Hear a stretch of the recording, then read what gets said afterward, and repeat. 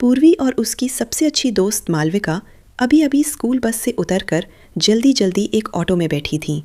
दोनों के चेहरे पर डर साफ दिख रहा था, लेकिन मन में एक अजीब सा हौसला भी था। आज उन्होंने जो फैसला लिया था उसे पूरा करके ही रहना था। दोनों चौथी कक्षा में पढ़ती थीं और बहुत अच्छी सहेलियां थीं। पूर्वी का एक बड़ा भाई भी उसी स्कूल में 8वीं कक्षा में पढ़ता था। किसी तरह छिपते छिपाते दोनों बस से उतर गईं।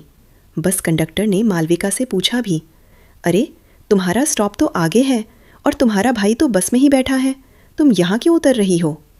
दोनों थोड़ा घबरा गईं, लेकिन पूर्वी ने तुरंत बात संभाल ली। भैया, मालविका की मम्मी हमारे घर आई हैं, इसलिए वो यहीं उतर रही है। भैया तो सीधे घर जाएंगे।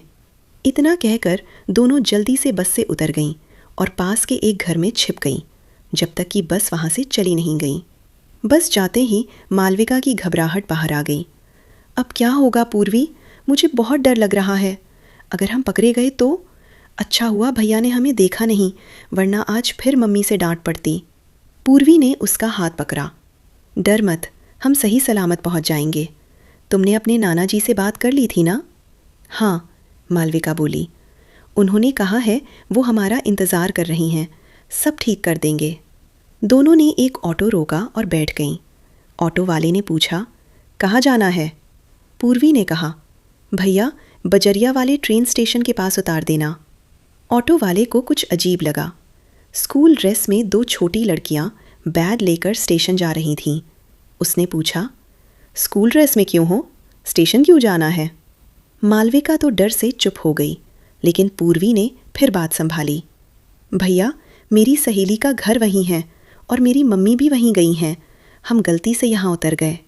ऑटो वाला अभी भी समझने की कोशिश कर रहा था। बातों बातों में उसने और पूछना शुरू किया। थोड़ी देर बाद पूर्वी को उस पर थोड़ा भरोसा हुआ। वो धीरे से बोली, भैया आपको एक सीक्रेट बताऊं? आप किसी को बताओगे तो नहीं? नहीं नहीं, ऑटो वाला बोला, बताओ। पूर्वी ने मासूमियत से कहा, मेरी मम्मी और इसकी मम्मी हमें बिल्कुल प्यार नहीं करती, हमेशा डांटती रहती हैं, इसलिए हम घर छोड़कर जा रही हैं। मालू के नाना जी ने कहा है कि वो हमें नौकरी दिलवा देंगे। ये सुनकर ऑटो वाले को सब समझ में आ गया। उसने धीरे धीरे ऑटो घुमाया और कुछ देर बाद एक जगह रोक दी। पूर्वी ने पूछा, भैया ये कहाँ आ गए? स्टेशन तो नहीं है? हाँ, मुझे यहाँ 2 मिनट का काम है, वो बोला। मालविका घबराकर बोली, पूर्वी मुझे डर लग रहा है, कहीं ये हमें कहीं और ना ले जाए। पूर्वी बोली, नहीं भैया अच्छे हैं। तभी पूर्वी ने बाहर झांक कर देखा। ऑटो वाला एक पुलिस वाले अंकल के साथ वापस आ रहा था। अब दोनों की हालत सच में खराब हो गई। पुलिस अंकल ने प्यार से पूछा, क्या हुआ बेटा, घर से क्यों भाग रहे हो? फिर उन्होंने उन्हें पानी पिलाया, आराम से बात की और पूरा सच पता किया। कुछ देर बाद पुलिस अंकल ने उनके घर का पता लिया और दोनों को सुरक्षित घर पहुंचा दिया। आज उस घटना को 15 साल हो चुके हैं। पूर्वी और मालविका अब बड़ी हो चुकी हैं और एक दूसरे से संपर्क भी नहीं है, लेकिन जब भी वो उस दिन को याद करती हैं, दिल से उस ऑटो वाले और पुलिस अंकल को धन्यवाद देती हैं। अगर उस दिन वो लोग नहीं मिले होते तो पता नहीं उनकी ज़िंदगी किस दिशा में चली जाती। और हाँ, उन्हें वो 1 रुपया भी याद है, रास्ते में हनुमान जी के मंदिर में चढ़ाया हुआ वही सिक्का जिसके साथ उन्होंने मन्नत मांगी थी।